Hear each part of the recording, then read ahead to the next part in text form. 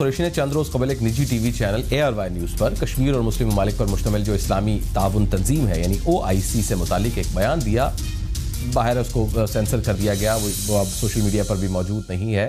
और शाह महमूद कुरैशी साहब ने इस प्रोग्राम में गुफ्तगू की और कहा कि वो एक मरतबा फिर OIC से कहना चाहते हैं कि पाकिस्तान तवक्को रखता है कि मसला कश्मीर पर तंजीम के रुकन ममालिक के वज़राए ख़ारिजा का इजलास बिला ताख़ीर बुलाया जाए।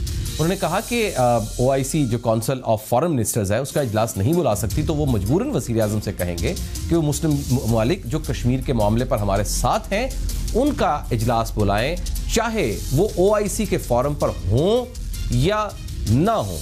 उसके बाद से एक नई बहस चल निकली और साथ ही साथ जो तर्जुमान है दफ्तर खारजा के आयशा फारूकी, उन्होंने भी ये कहा कि उनका जो वज़ीर खारजा का बयान है वो सवाल किया गया तो उनका कहना था कि पाकिस्तान के अवाम को OIC से बहुत ज़्यादा तवक्कुआत और उम्मीदें वाबस्ता हैं, जिसकी वजह से तंजीम और उसके रुकन ममालिक से हमारी दरीना ताल्लुकात हैं, और इसी तनाजुर में उन्होंने ये बात की है। तो शौकत पराजा साहब चूँकि बहुत ज़्यादा इन मामलात के ऊपर बड़ी ग्रिप रखते हैं तो ये कन्फ्यूजन उनसे दूर करते हैं। शौकत पराजा साहब सीनियर सहाफ़ी और एंकर पर्सन मेरे साथ मौजूद हैं। शौकत पराजा साहब, बहुत बहुत शुक्रिया सर आपके वक्त का। ये सर क्या शिफ्ट आया है, ये जो पैसे वापस करना, कर्जा वापस करना इमीडिएटली, और उसके ऊपर भी एक नई बहस चली, कोई कुछ इन्फॉर्मेशन दे रहा है, कोई कुछ इन्फॉर्मेशन दे रहा है, और ये OIC के ऊपर भी एक पॉलिसी शिफ्ट सा नजर आ रहा है। ये सारा क्या है ओवरऑल?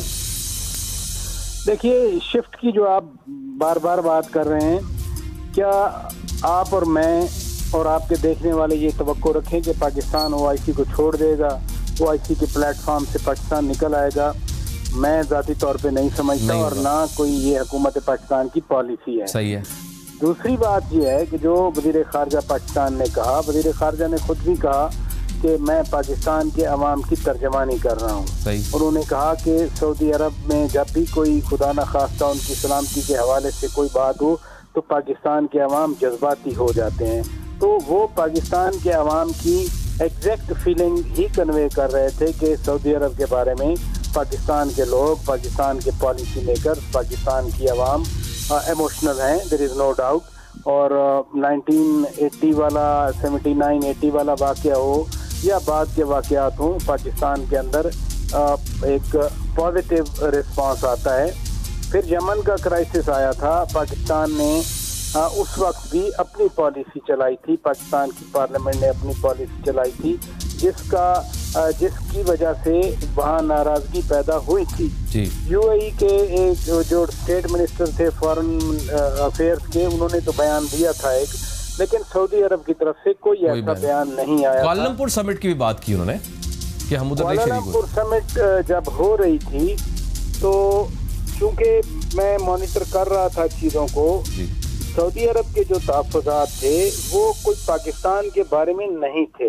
अच्छा। सऊदी अरब पूछ रहा था, सऊदी अरब की हुकूमत ये जानना चाह रही थी कि कुआलालंपुर समिट का मकसद क्या है, ऑब्जेक्टिव क्या है, क्या ये सब रीजनल ग्रुप है विद इन OIC एम्बिट या OIC से बाहर कुछ हो रहा है, जिसकी तरफ अभी कुरैशी साहब ने भी बात की कि चूंकि सऊदी अरब के कुछ तकाजा था कि पाकिस्तान उधर ना जाए, तो फिर पाकिस्तान उधर नहीं गया था।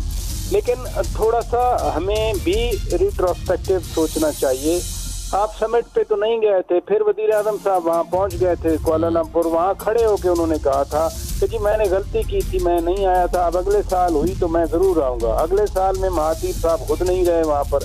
देखिए, पाकिस्तान में जब भी कोई क्राइसिस आए, पाकिस्तान को जब भी मुश्किलात आई हैं, वो चाहे 98 वाली वो न्यूक्लियर बम्स के बाद इक़्तिसादी पाबंदियाँ हों, डेमोक्रेसी रिलेटेड पाबंदियाँ हों जो कि जनरल मुशर्रफ के टेक ओवर के बाद लगी थी, कौन था जो पाकिस्तान की मदद के लिए आया था? वो सिर्फ सऊदी अरेबिया था।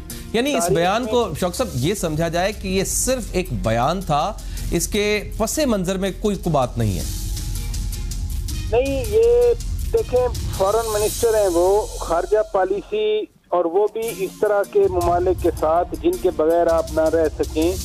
ना कोरियन चलती है, ना दबाव चलता है, ना थ्रेट्स चलती हैं, ना वार्निंग्स चलती हैं। डिप्लोमेसी चीज़ ही इसी का नाम है कि आप बिहाइंड द डोर्स आप बातें करें, बैठ के आपके सफारतकार हैं वो आपस में बात करें, लीडरशिप है वो आपस में बात करें, आपका हर लेवल पर कांटेक्ट होता है। मसलन मैं इसकी और पैरेलल एग्जांपल आपको दूं कि पाकिस्तान 20 अरब डॉलर से ज़्यादा पाकिस्तान को फॉरेन रेमिटेंसेस मिलते हैं और पाकिस्तान की सबसे बड़ी अर्निंग यही है। हमारी एक्सपोर्ट्स 19 अरब डॉलर हैं और हमारी ये रेमिटेंसेस 20 अरब डॉलर से ज़्यादा हैं। अब इसमें से कम अज़ कम 80% जो है वो तो मिडिल ईस्ट से आता है। मिडिल ईस्ट में दो ही मेजर सोर्सेज हैं, यूएई और सऊदी अरेबिया। यूएई और सऊदी अरब एक ही पॉलिसी रखते हैं। देखे ना, कुवैत जैसे मुल्क ने तो हमारे शहरियों पर वीजा की पाबंदी लगा दी थी। कतर की वो इतनी कैपेसिटी, ओमान की वो इतनी कैपेसिटी नहीं है कि वो इतने ज्यादा पाकिस्तानी को अब्जॉर्ब कर सके। अब अगर आप सऊदी अरब के साथ पॉलिसी इस तरह की रखेंगे पब्लिकली, तो हमारे रेमिटेंसेस के ऊपर भी फर्क आएगा। ठीक है, बहुत बहुत शुक्रिया।